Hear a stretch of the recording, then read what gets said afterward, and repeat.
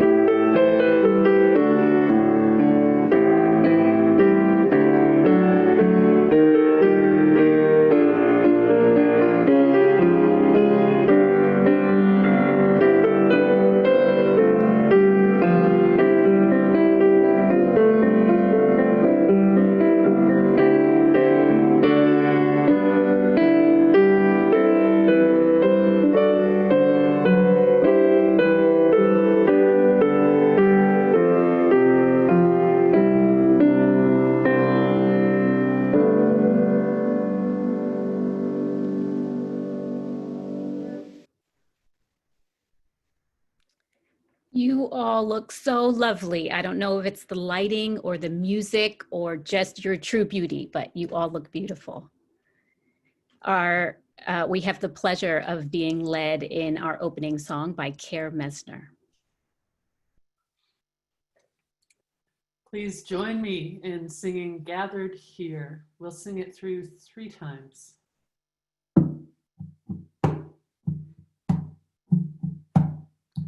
Gathered here in the mystery of this hour, gathered here in one strong body, gathered here in the struggle and the power. Spirit, draw near. Gathered here in the mystery of this hour, gathered here in one strong body, gathered here in the struggle and the power. Spirit, draw near. Gathered here in the mystery of this hour, gathered here in one strong body, gathered here in the struggle and the power. Spirit, draw near.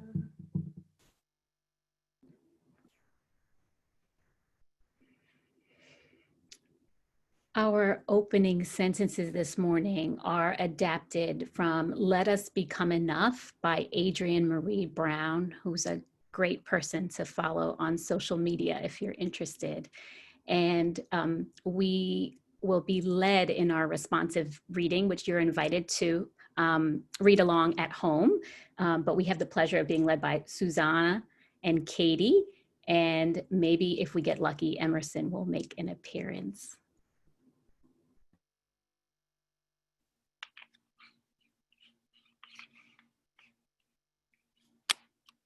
You cannot, God alone. You alone are not enough to grow the world. God is a multitude. Of yes, of you. God is a multitude of us. You were born worthy of belonging, born precious. So were all of our enemies. Who has forgotten their God selves. Let us flood each other with strength and courage. Let us become the miracle right away. Fill this breath with our God selves. Let us honor our ancestors as we become them. Stand with ghost warriors. Be the future in the face of the past. Change the vast world with our ferocious and beautiful longing for freedom. Let us become enough. Amen. Amen.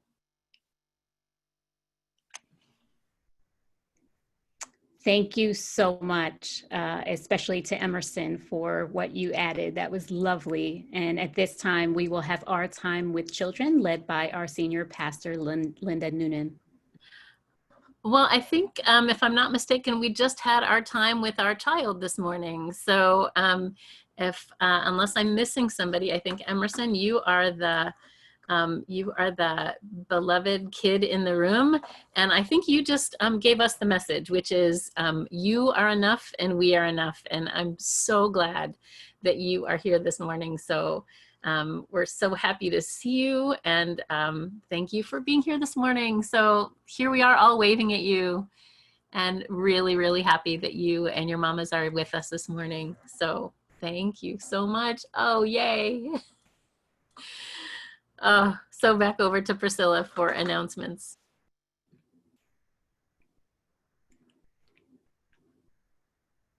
We have a number of announcements that we want to share with you this morning. We'll try to be concise, but give you the information you need. Our pandemic parenting group meets every Monday at 8:15. Please join us, even if you never have previously. There'll be an email with the Zoom. Our People with Elder Parents is meeting on Wednesday, August 5th at 7 p.m. Please attend if that would be a source of support and encouragement for you.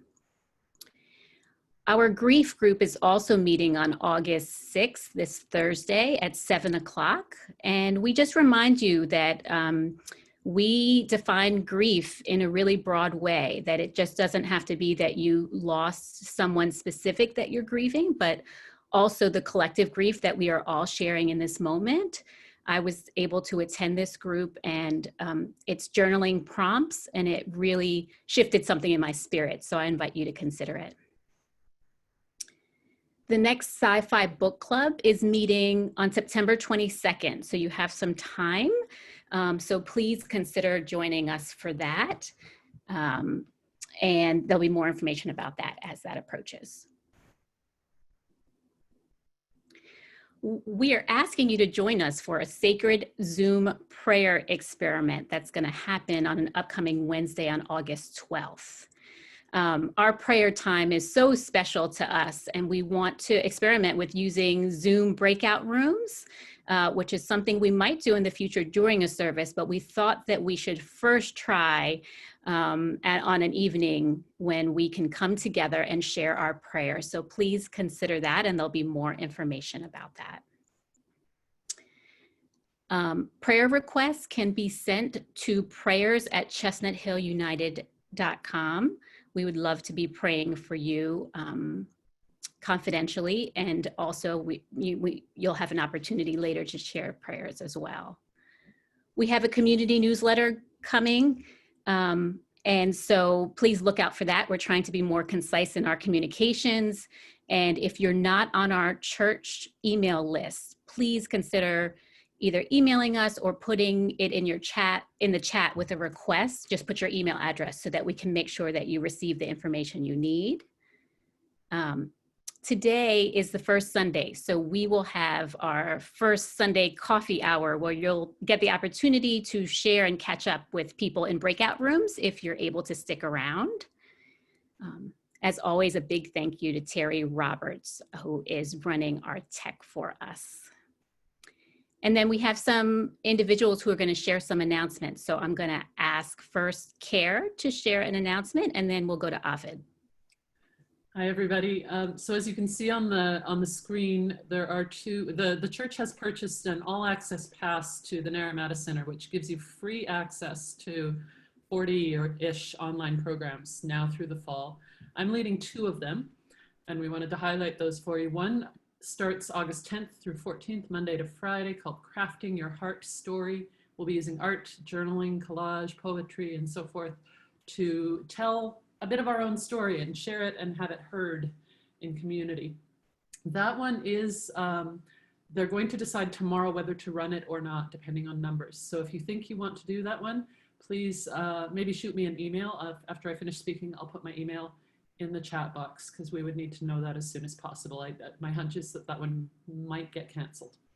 The other one that is definitely running and we're especially excited to have you join us for is Gender Diversity and Justice Making. And that's August 17th through 21st, again, 12 to 2 p.m. each day. And we're kind of going beyond sort of Trans 101 in that workshop and really digging a little deeper into some of the joys and challenges and social justice issues facing trans individuals and communities. And it builds beautifully on the amazing work our congregation is doing with Trans Camp, with all the trans related work that we're doing. So we're really hoping to get a little cohort of Chestnut Hill folks there. And that one is confirmed to run. So we would love to have you join us for that. Again, feel free to email me with questions as well. I'll put my email back in the chat box in a moment. Thank you.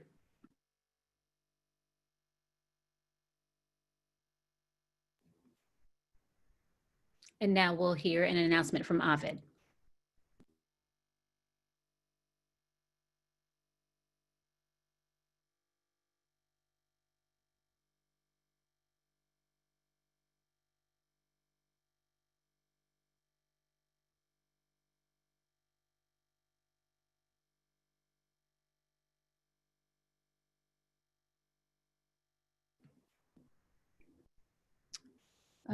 Wonder if we're having some technical difficulties.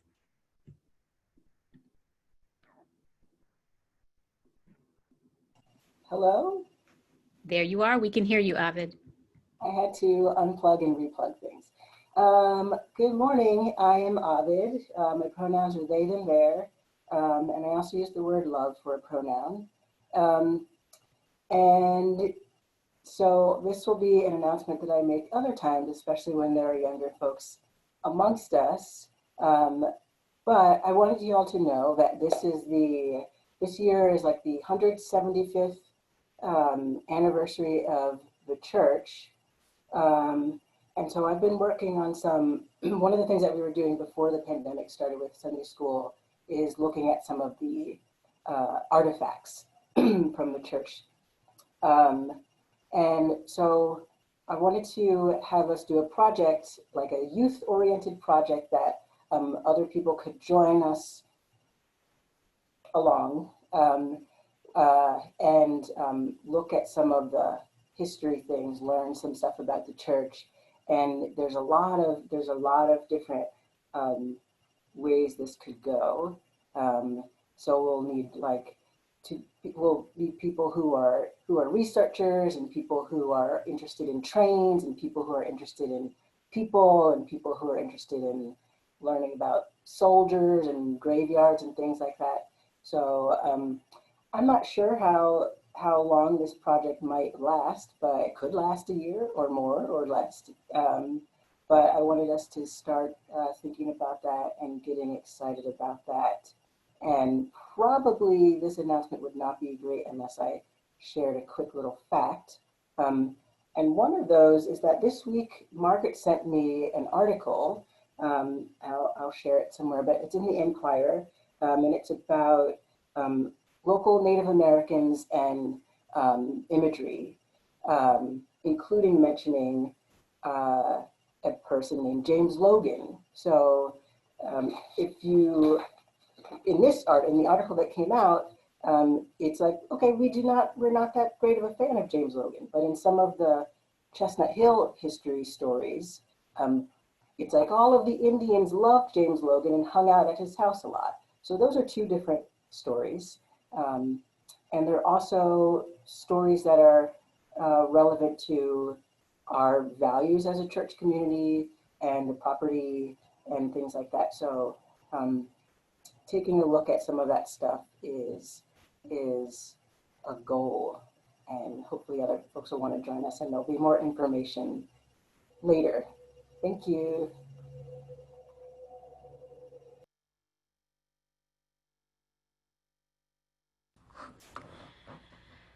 Thanks, Ovid.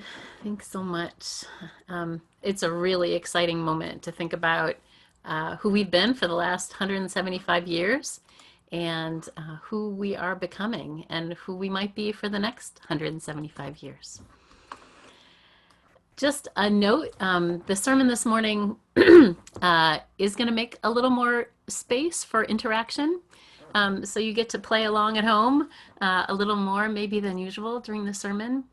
I'll invite you to respond to a few questions throughout the sermon, and I'll read aloud the responses. You can write your responses in the chat box, and when the time comes, you can either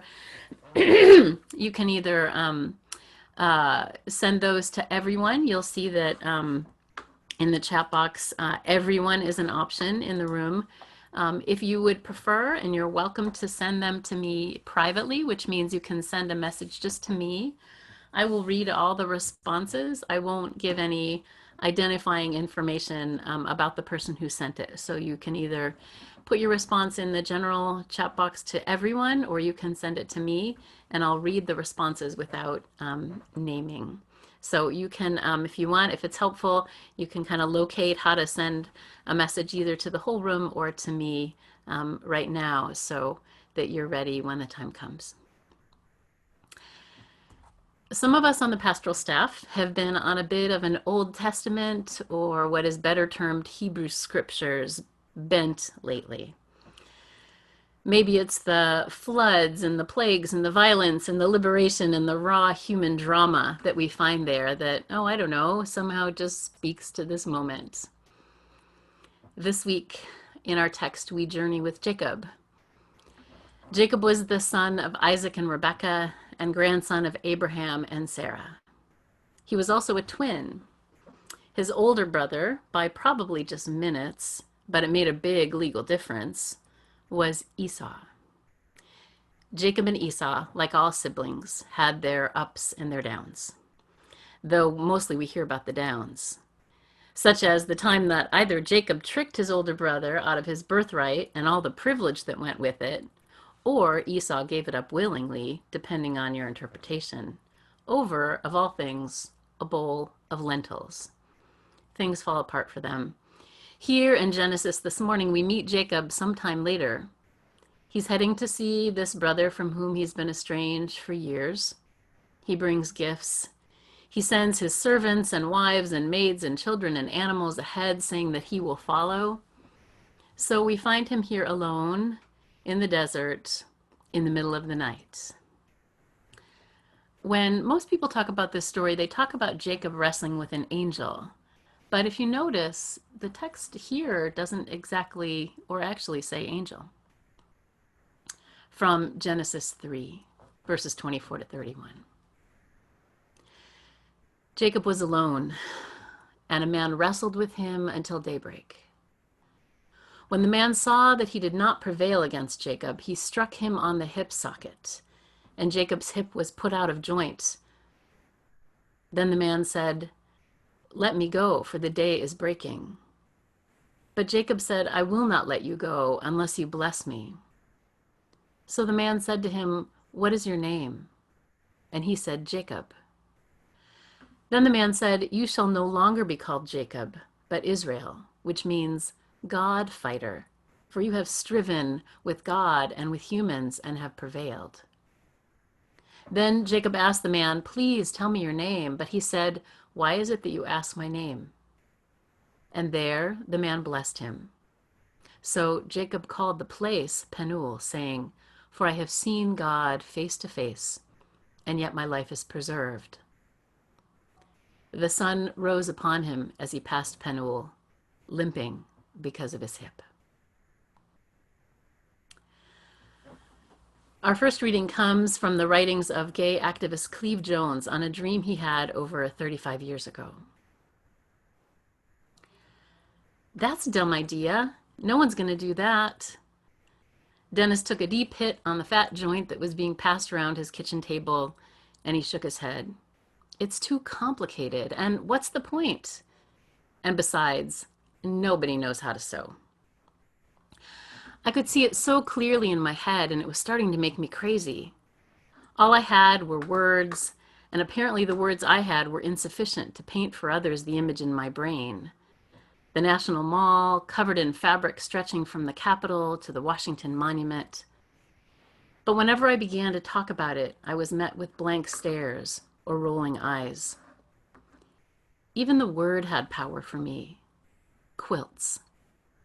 It made me think of my grandmothers or great-grandmothers. It evoked images of pioneer women making camp by the Conestoga wagons, or African slaves in the South hoarding scraps of fabric from the master's house. Quilts. It spoke of cast-offs, discarded remnants, different colors and textures sewn together to create something beautiful and useful and warm. Comforters. I imagined families sharing stories of their loved ones as they cut and sewed the fabric. It could be therapy, I hoped, for a community that was increasingly paralyzed by grief and rage and powerlessness. It could be a tool for the media to reveal the humanity behind the statistics and a weapon to deploy against the government to shame them with the stark visual evidence of their utter failure to respond to the suffering and death that spread and increased with every passing day. My friend Joseph and I started to make quilt panels. The first was for Marvin. I painted it in the backyard. It wasn't very good, and I fear Marvin would have disapproved. He would have wanted something suitable for the Museum of Modern Art, or at least for a display window at Barney's on Madison Avenue. Joseph and I made a list of 40 men we felt we had known well enough to memorialize, and began painting their names on 3 by 6 foot blocks of fabric.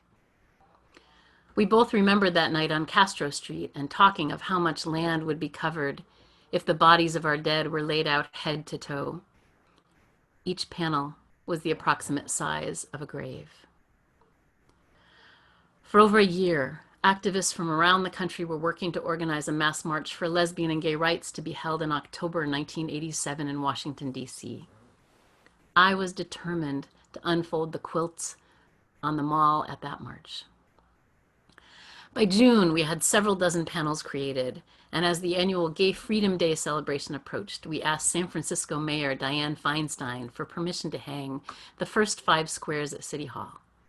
To our surprise, she readily agreed. We had a new member of Congress representing San Francisco, and I asked for her help with some trepidation, having campaigned against her opponent in the election. Nancy Pelosi agreed to help, but she was skeptical. Cleve, I actually know how to sew and enjoy it, but do you really think people will find the time to do this? With the support of others, it began to grow. We had a name now, the Names Project, AIDS Memorial Quilts. I finally had more than words to describe my vision. People could see it now, and America began to sew. Just a few months later, that quilt that Cleve Jones talks about was unfurled on the National Mall in Washington, D.C. It had 2,000 3-foot by 6-foot panels, each, as he said, the size of a grave, stitched together, representing only a small fraction of the more than 20,000 Americans who had already lost their lives to AIDS. And those were just the earliest days of the disease. So many of those who died were refused funerals, either because people died alone or family members were too ashamed to claim the bodies or acknowledge their kin, or because funeral homes and cemeteries refused to handle the remains of anyone with AIDS or suspected of having AIDS. And with some exceptions, the church generally turned its back, often hailing AIDS as divine punishment for the homosexuals. And while it's true that the early wave of HIV and AIDS was not limited to the gay community, those first waves just washed over queer communities like a tidal wave. I was in seminary when the news broke about the virus, and it wasn't long before we started to see the toll of death and disease. In the face of a society which feared, punished, and turned its back on those most vulnerable to HIV and AIDS, gay men, people of color, trans folk, simply saying their names was an act of resistance. If you haven't seen the Netflix series Pose, I highly, highly recommend it. Among other things, it gives a powerful sense of the impact of HIV and AIDS on the Black and brown queer community at the time. The AIDS quilt was fashioned by prophets who, in the face of denial and erasure, stitched and cross-stitched and needle-pointed and collaged and painted and sewed, saying his name, saying her name, saying their names. And with each name on each panel and each stitch, they proclaimed, this life mattered. This person is holy. This person was here. 35 years later, we are stitching together a quilt of remembrance and resistance every time we say the name of someone who's killed by police, by white supremacy, by transphobia. It's a liturgy spun from the threads of the AIDS quilt. George Floyd, say his name. Breonna Taylor, say her name. Elijah McClain, say his name. Remy Fells, say her name. The largest piece of folk art in the world, the quilt has grown. It currently contains 48,000 individual panels, representing 125,000 names. It spans over 1.2 million square feet and weighs 54 tons. And it's a drop in the ocean of the names and lives of those lost to HIV and AIDS. All those panels, all those names, dates of birth, they have dates of death. On those panels are words of blessing and benediction, inside jokes, holy scripture, and nicknames. Nicknames like, when I was looking through pieces of the quilt the other day, Teddy Bear, Queen of Hearts, Cookie, Rocky, Bubby, Pop Pop, Poopsie, My Heart. So my first question is, have you ever had or been given a nickname that's a term of endearment, a pet name, an expression of love or affection? If you've ever had a name like that, something that someone who loved you called you, feel free to write it in the chat box.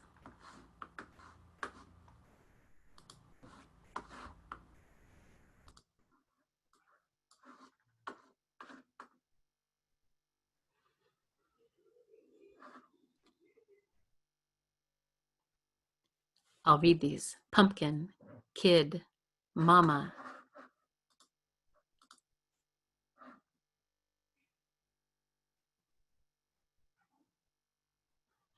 Yak, Silly, Katybug, Coco, Rhododendron, Shelly, Sweetheart, Yiddle Skittle, Shorty, Bob, Tap, Bean, Rocky, Little Debbie, Honey Bunny.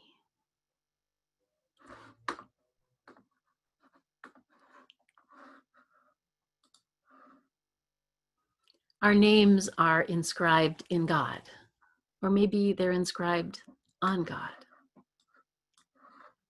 Who? Mi corazón, my heart. One of my images for God is the AIDS quilt. God as quilt, quilt that carries us, holds us, names us, wraps us, cherishes us, claims us, even if no one else does. Even if those who should claim us and protect us and shield us and come to our aid do not or cannot. God is the quilt that writes our names in sequins and bright colors and patches of flowers and scraps of lace and leather and fancy calligraphy and bird's wings and fragments of robin's eggs when others do not, even if the church has turned its back on us, even when we have turned our back on others, or maybe never even knew it. God names and designs and carries us and blesses us, even when we struggle, even when we fail ourselves, and even when we fail others. Jacob struggled and failed, was conniving, duplicitous, broken, greedy. Some say he was a scoundrel. Others say he was just creative and doing his best to get by. He tricked his way into holding unearned privilege. He exploited a weakness and a need, his brother's hunger, to gain power and advantage. When it was time to face his brother finally, he froze. He panicked. And in the midst of that crisis, alone in the middle of the night, he wrestled. Was it himself he wrestled with? Another man? An angel? The projection of his brother? With God? Most of us know what it is to wrestle in the dark, the middle of the night, the times when we can't see a way forward, the times when we're terrified to face the next thing, the times when we're in such pain we don't know if we can go on, or times when we're just so unbelievably tired. What have you wrestled with? Jacob wrestled. In the process, his hip was put out of joint.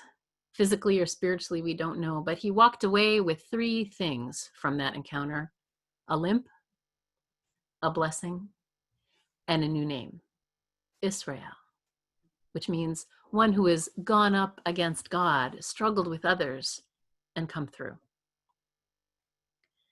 Names matter.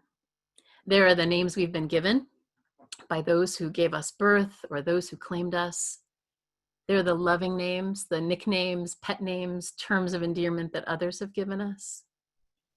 And there are the names that were meant to wound us, to bully us, to harm us. There are also the names we give ourselves and the names that we are called by God.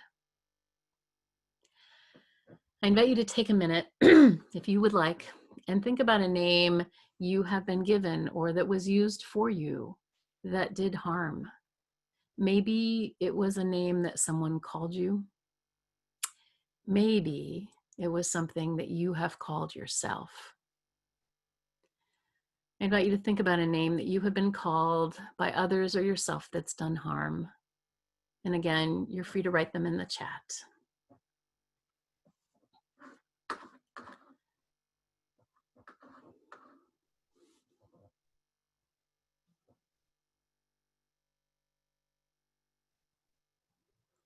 Broken. As I read these, I invite you to close your eyes. And I will read these names out loud, not to give them power, but to take their power away, to put them into the light of God's love and into the center of this community of care, to rebuke them and to tell them that they need not have power over us. Stupid. Stupid. Abrasive. Hysterical. You're a girl, you can't do that. Bossy. Control freak. nigger, lazy, critical, judgmental, stupid, slut, unloving, broken, fat, disgusting, unlovable, gay, selfish, depressive, racist, narcissist, crazy, fag, dangerous.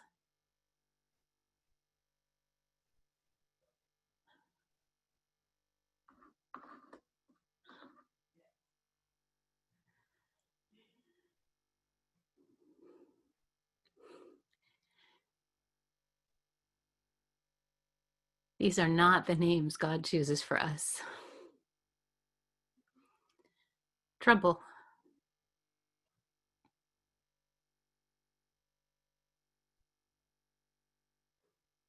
these are not the names God calls us. We need to let them go.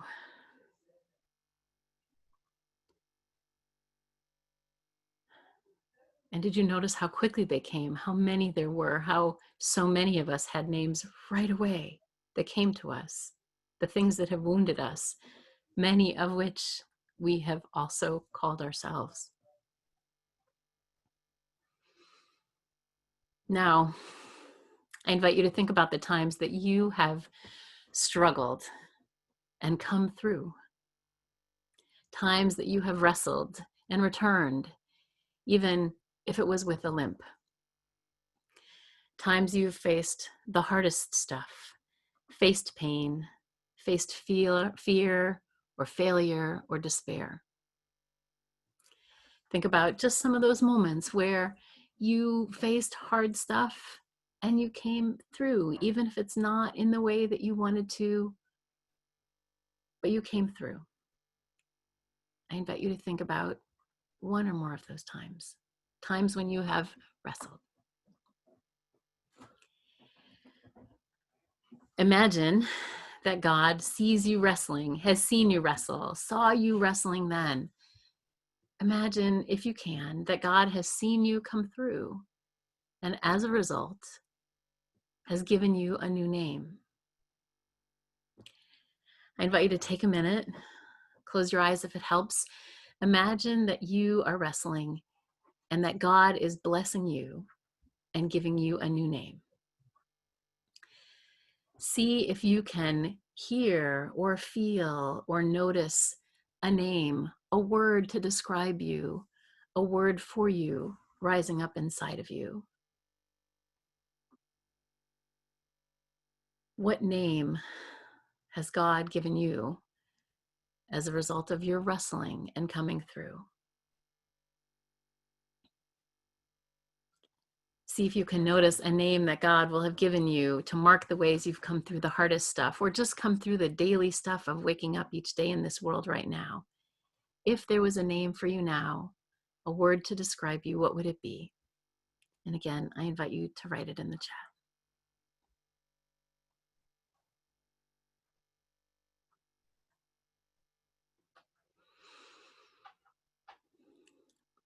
Beloved, resilient, she who takes herself seriously, survivor, survivor, daughter, monarch, warrior, the strongest woman I know, fierce, miracle, strength, Ovid, love. Survivor, beloved. Survivor, caregiver. Good. Warrior. Loving. Big-hearted. Never gives up. Beauty.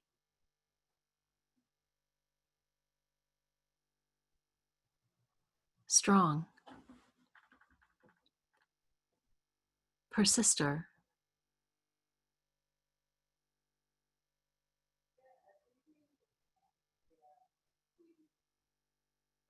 Knows her worth. Phoenix.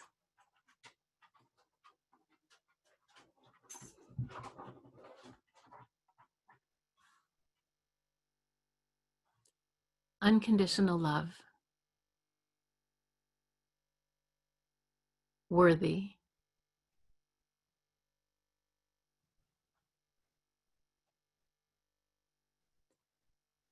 Integrity. Resilient. Persevere. Hopeful. The it girl. My child. Face of God.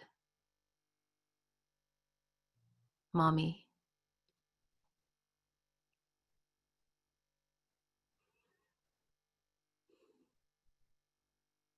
Beloved. Our names have power, magic, the power to wound and to bless. Some of us grow out of our names. Some of us need to lay down names we have used for ourselves and pick up new names.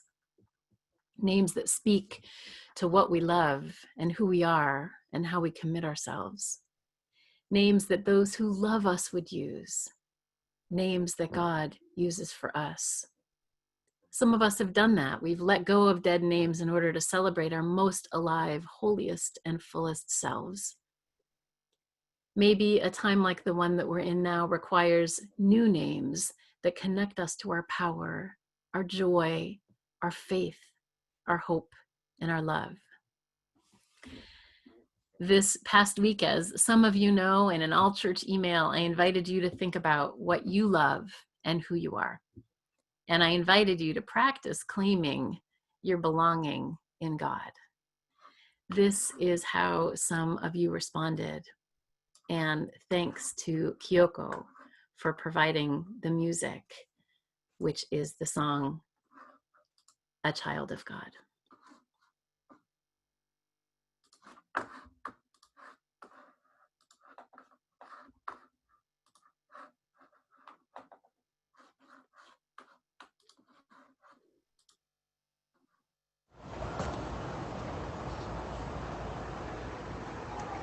I am love as compass, dancer and soul, black pride as default, vegetarian in ethics, family first as fact, and storyteller in my soul.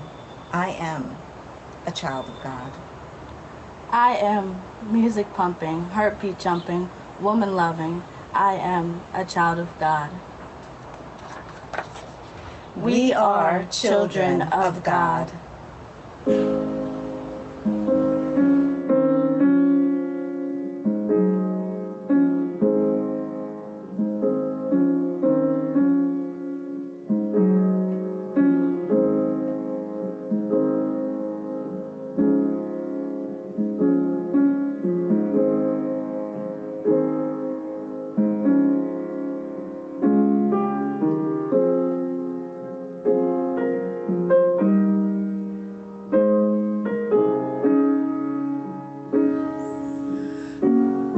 I am a persistent butterfly, praying in the flowers and reading in the garden. I am a child of God.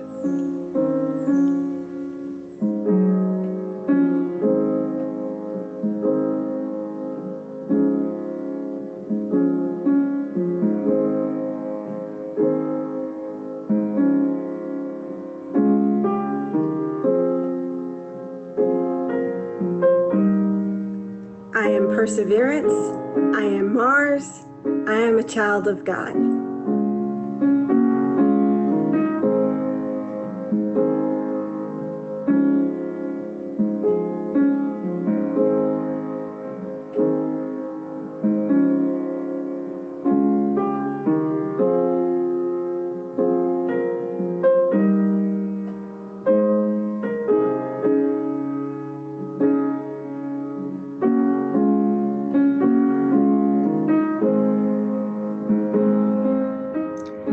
I am long, sloppy kisses, a garden, and perseverance.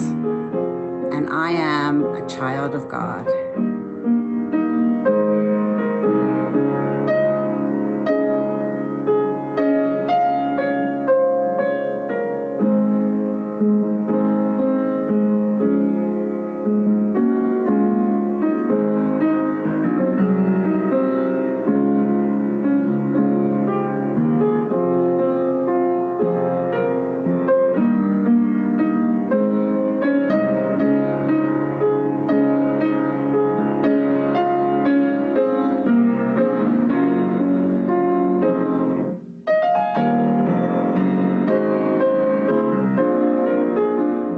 Hello, I'm a child of station.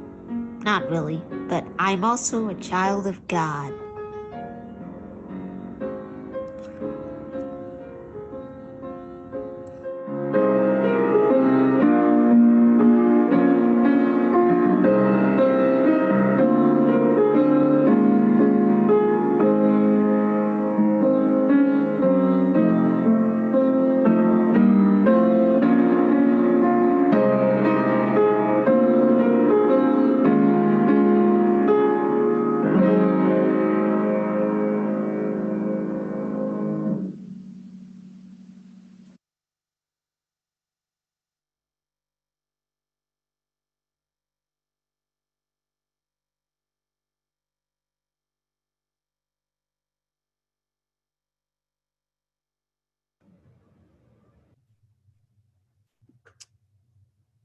Thank you. Kara's voice is definitely a prayer.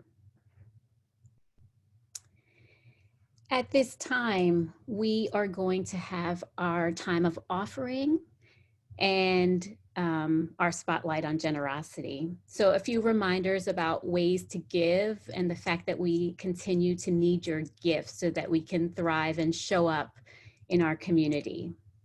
You can give online at the address on your screen. You can give via text, or you can mail a check. And there's in the chat, you can actually copy that link if you would like to give at this time. But you may have noticed that we're trying to expand the ways we think about giving as so many of you step up and support this community and our larger community. So at this time, we will actually get to hear a little bit on a spotlight on generosity that will be brought to you by Leslie Hamilton.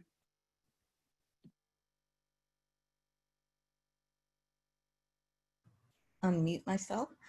Okay, great. Good morning, everyone. I am really happy to be sharing this little bit of a spotlight. Specifically, it's about the science fiction book club that was recently hosted by Michelle.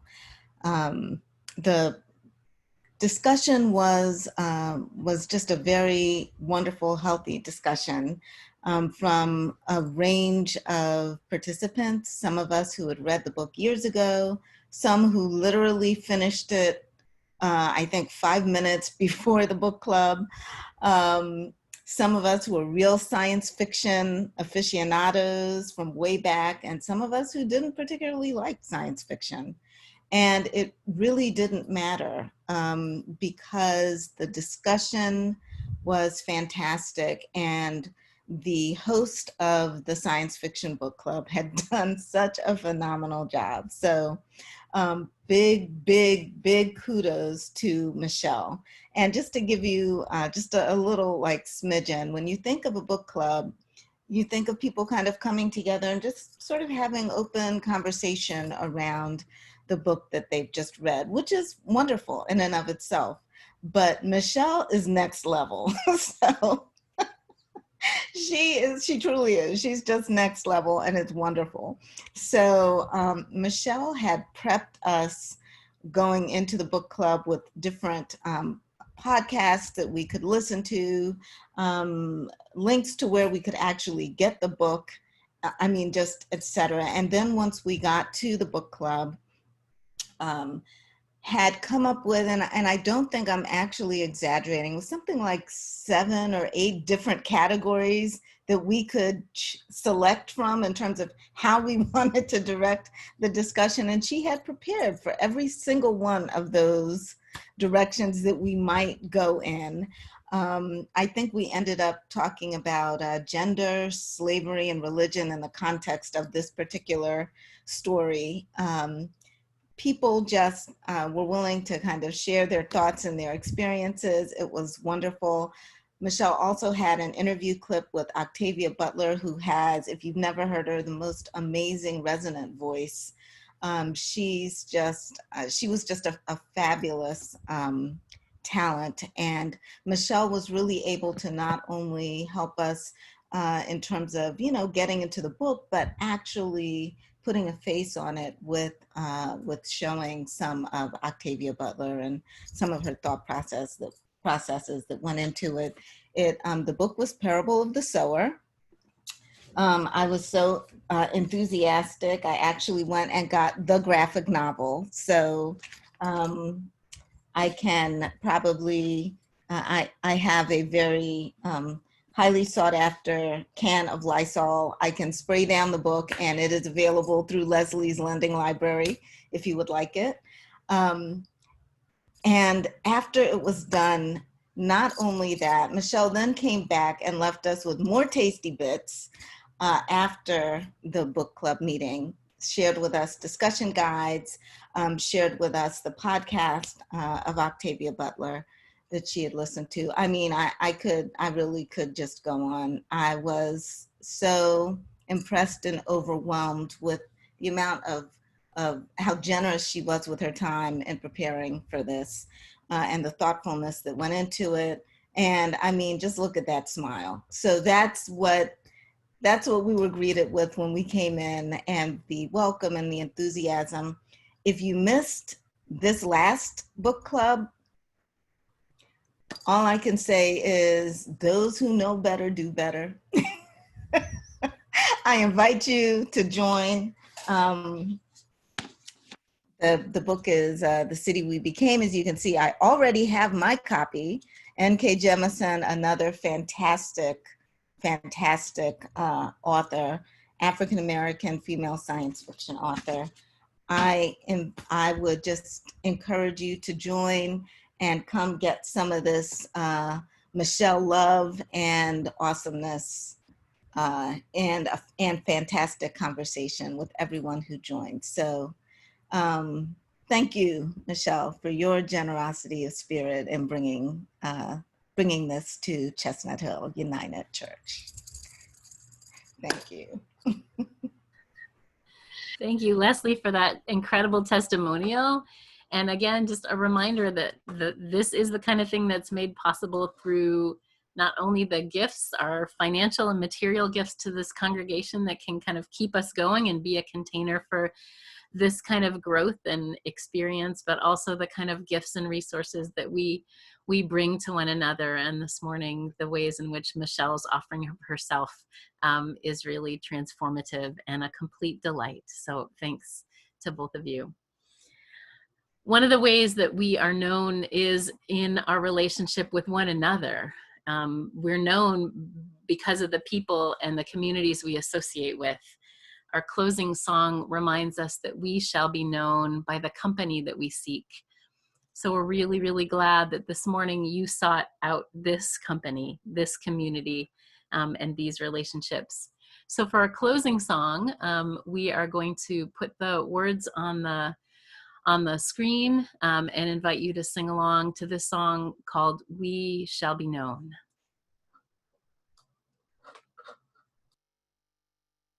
We shall be known by the company we keep, by the ones who circle round to tend these fires. We shall be known by the ones who sow and reap the seeds of change alive from deep within the earth. It is time now.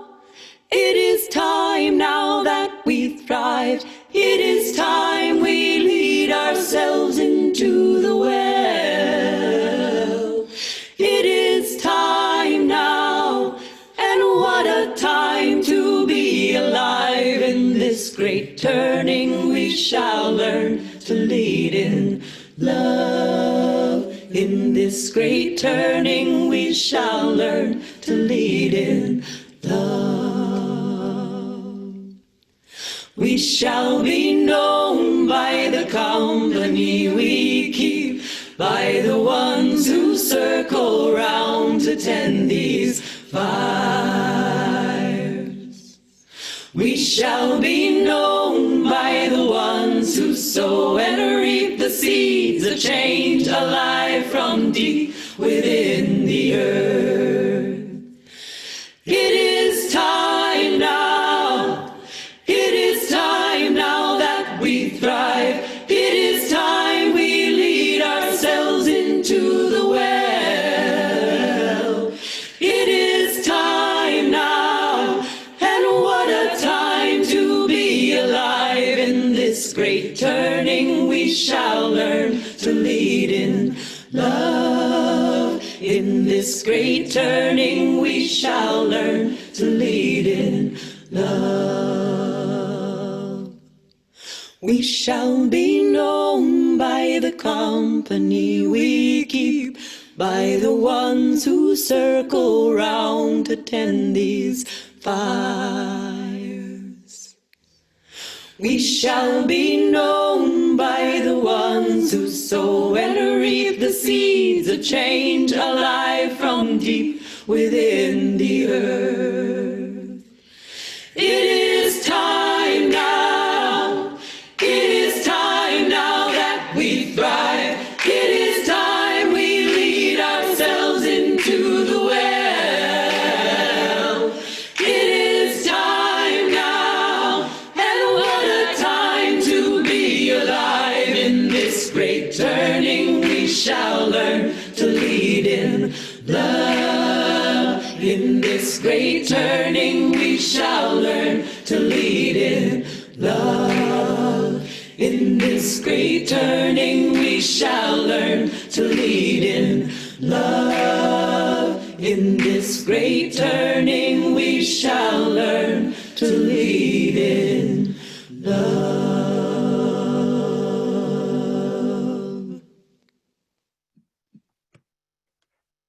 Amen.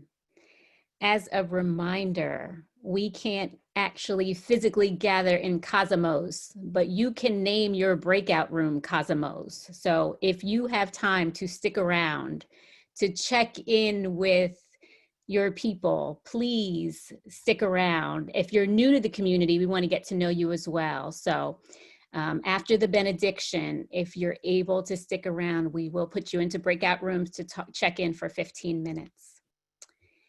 For our benediction, I invite you, if it feels good, to close your eyes. As you leave this space, may you come face to face with God. May that you know that your name is inscribed in God. May you hear God call you good, call you love, call you survivor, call you beauty. May you hear God call you beloved. May you hear God call you my child. Amen.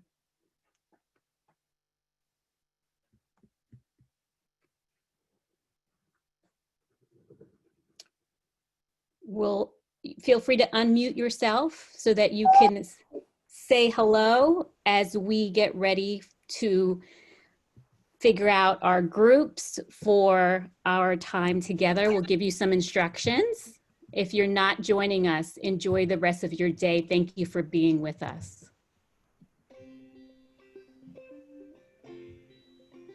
Hi, Rose. Say hi, Abid. Wait, Abid, there you go. Hi, Rose. Good to see you.